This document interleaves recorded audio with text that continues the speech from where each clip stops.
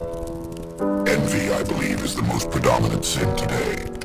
One our culture feeds upon ad nauseum. One needs to look no further than social media to observe such behavior. We see selective and carefully crafted snapshots of an event or aspect of a person's life.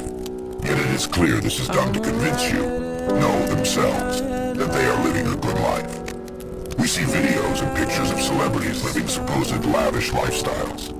We see influencers who provide nothing useful to society, yet make abhorrent amounts of money doing so. We see models and athletes that are chiseled like Greek gods, or shaped in unrealistic proportions. We see millionaires and billionaires playing with money, and people's lives as though it was nothing but an afterthought.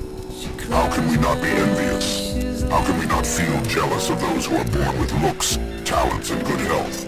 How can we justify hard work and honesty when liars and criminals run our country in bodies of power? This is the thorn that lies within the flower of envy. It seems alluring and justified to think this way, but much like a rose, we may cut ourselves when we grasp it. We all know comparison is the thief of joy, but in the grips of something beautiful, charming and alluring, we lose our footing on the grounds of reason. We fail to see that the rose shall wither, and we fail to see that the flower itself has no value, but the value we place upon it. We should question what we value as a society and how we feel about it as individuals. Beauty is often dependent on scarcity and rarity. So then why do we value the rose as the symbol of a beautiful flower, when it is all too common?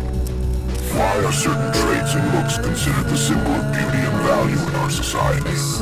Because certain corporations, governments, and powerful institutions have the money, resources, and manpower to learn how to cultivate human behavior and patterns, and use that knowledge to influence our thoughts and perceptions. From the grocery store to social media, psychological tricks and manipulation are being used to pull you into their system or to convince you to buy into their vision, belief, or product. If these institutions reward certain traits and lifestyles, then we too will follow. This is because humans are a tribal species. What the majority believes must be correct. We are raised to think in a scarcity mindset. We feel as though we deserve a good life, and that someone else less deserving, or someone who has suffered less than we have, is unrightfully obtaining our potential. It benefits the controllers of power and wealth to keep us angry at each other. Just look at the anger between men and women, black and white, developed countries and non-developed countries. While we should take responsibility for our place in life and our decisions, we have to also acknowledge we have been played. Just look at the world 10 years ago. What has happened to us as a society? More than ever does envy and wrath rule our hearts and minds.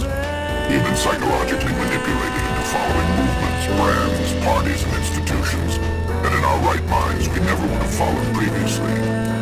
We are told what is valuable, beautiful, and moral, and the people who wield the power lie and change history before our very eyes. They gaslight you and convince you that lies are truth, that pain is pleasure, that up is down, and that wrong is right.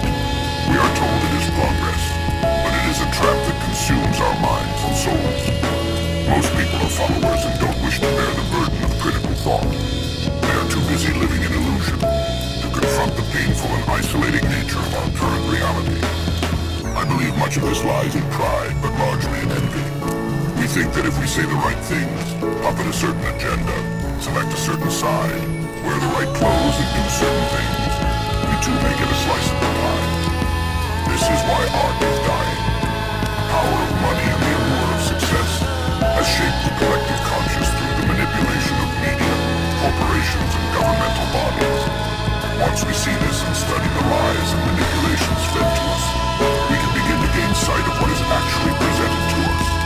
The plastic dolls paraded around do not reflect the reality of women, nor do the men who abuse drugs and surgeries reflect the reality of men.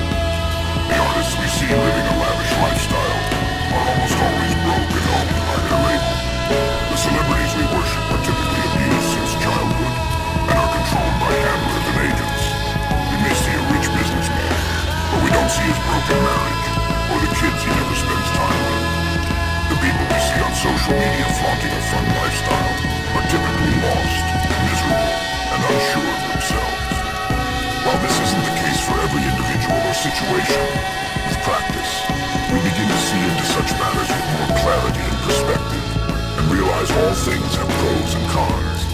We see our burning desire and envious mindset is really nothing but a poorly thought-out assumption. Even if someone is successful or rich, who's to say one day we won't be as well? Who's to say the rich man won't be broke one day? The model ugly, the liar exposed. Does it really matter? When we are following our purpose and seeing life as a school and not a cage, we are free to relax and focus on our journey, our path, our strengths and our weaknesses. We will always want more, or want what we don't have when in the grips of envy. Escape the illusion of reality and see that everything you need you already possess. You must simply take hold of it.